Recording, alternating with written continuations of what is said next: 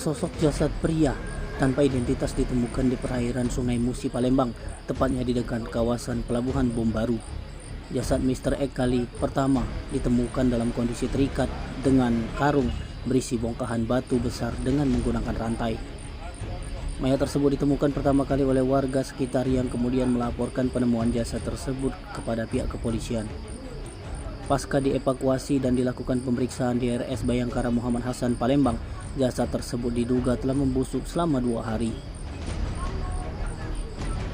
Dokter forensik RS Bayangkara Muhammad Hasan, Palembang, Dr. Indra Nasution mengatakan ciri-ciri dari mayat Mr. X diperkirakan usia 30-40 tahun dengan tinggi 170 cm dan jaringan perut atau keloid di dada bagian kanan punggung serta tato di bagian tangan kiri dan kanan. Sampai saat ini kami masih menunggu keterangan resmi dari pihak kepolisian dan penemuan jasad Mr. X dalam kondisi terikat rantai tersebut. Tim Liputan Sumsel Update TV melaporkan.